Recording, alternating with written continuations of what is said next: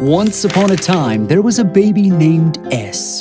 To most people, S grew up on a normal street in a normal town. But inside her house, S and her family were especially special. In fact, they were the champion breeders of the largest predator habitat in North America. S's whole life, she grew up helping her parents with the essential household chores to take care of their family pets, feeding the pet crocodiles, herding the wild boars, grooming the lion's mane, petting the scorpions, cleaning the hippopotamus moat surrounding the house, and synchronized swimming lessons in the piranha pool.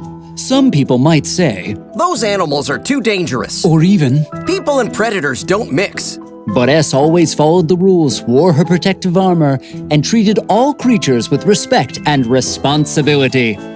Generations of S's family had never had a problem, and between S and her parents, they watched over dozens of predators. In fact, the three of them owned over half the predators in the entire town. After all, the bigger the danger, the bigger the responsibility, and S was the most responsible child. That's why for years, S had always listened to her parents, done her homework, and saved her allowance so that one day she might buy her very own pet snake. S had researched everything there was to know about those legless vertebrates. She was even the 5 millionth member of the National Reptile Association, founded in 1871 as the premier reptile education organization in the world. But one summer, while S was patching the wild boar's nest, she noticed a squiggly movement under the straw. To her surprise, a baby serpent was hiding under the warm debris, scared and alone.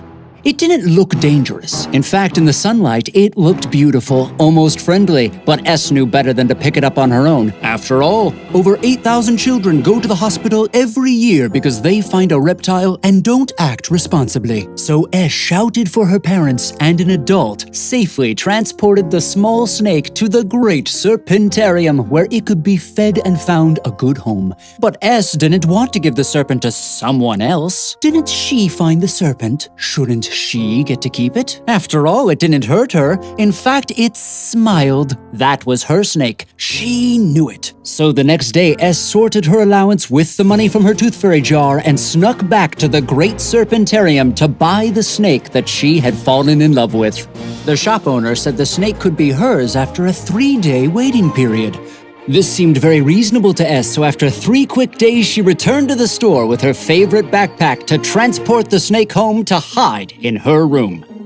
The rest of the summer was paradise as they took sunbaths in the window and squirmed in the bed covers. S's parents didn't need to know about her pet. After all, S was a responsible snake owner. But then the summer ended and it was time for the school year to begin again. S was sad to leave her snake at home alone all day. She got up especially early to complete her chores and trapped special bugs for her serpent to eat. That day at recess, the other boys and girls were talking about their adventures over the summer. I got a pet snake, S stated proudly, but one boy responded. Ha! A pet snake? It must be slippery. Another scolded. I've seen snakes in the movies. They bite. Oh no, Explained S. not if you're careful. But many of the children started laughing. You're crazy. They have teeth.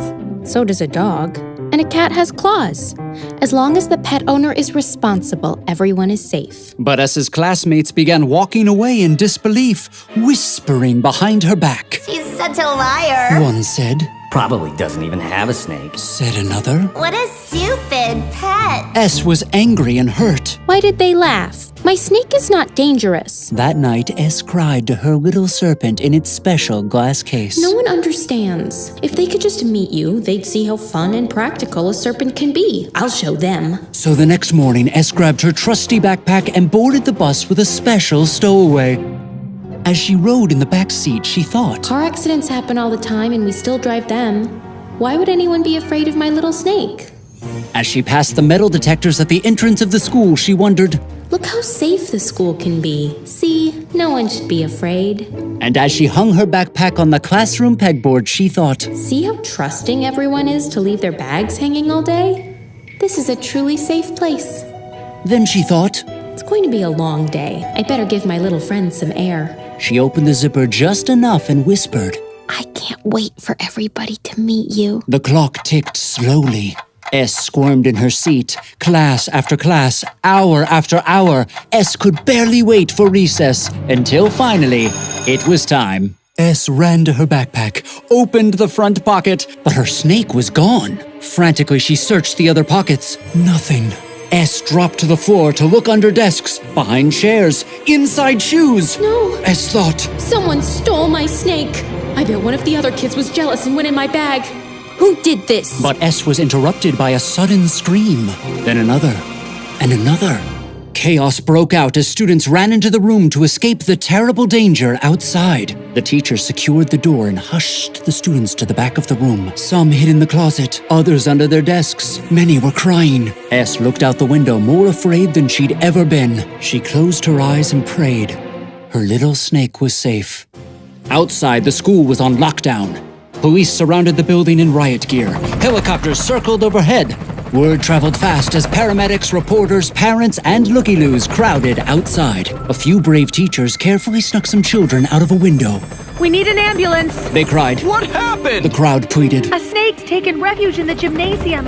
It bit this boy. The other children are still in danger. You've got to do something. News of the killer snake traveled the world as the boy was taken to the hospital. The press ran breaking coverage with pictures and statistics of random snakes. Snakebite became the #1 hashtag on social media. The National Reptile Association suggested sending friendly snakes into the school to stop the bad snake. And the mayor said he would think good thoughts for the students. Then the police surrounded the gymnasium, but none of them had ever caught a snake before. Did they even have the proper training or tools? They needed to stop the danger, but it was also important they protect themselves. Slowly, silently, they entered the gymnasium. Crying at the bow of the basketball court was a small child. Was she hurt? Was she alone? She was crouched over something small on the floor. But as the police approached, she spun around and shouted, Get back! He's scared. He didn't mean to hurt anyone. The police were stunned. But then a voice from the back of the room gently broke the silence. It's okay, S. Mommy's here. S's parents walked forward dressed in their protective armor. They responsibly circled the snake and scooped it into a small glass jar. Voila! The all-clear sign was given, and teachers and students ran outside to their parents and loved ones. S's parents kneeled down and looked at S. What do we always say? S protested. I was responsible. Things just got out of hand. That boy wouldn't have gotten bit if he'd been more responsible. They hugged S and spoke softly. It's not his responsibility, S. He didn't choose to bring a snake to school. You did. At home, we wear protective armor. We have special enclosures for each animal. Every year, we get permits and inspections. If we don't follow the rules, we put other people in danger. But that's so much work. S pouted. It's not different than the work to wear glasses or to drive a car. It's a little work for a lot of trust. Later that day, S and her parents took the snake back to the Great Serpentarium where it was safe to slither in a large glass case with plenty of food and lots of other reptile friends. The store owner suggested, You know, I could use a volunteer to come take care of the snakes and learn all about safety. S sighed, looking up at the adults. Sounds dangerous. Then S broke into a proud, ambitious smile. We'll have to be responsible.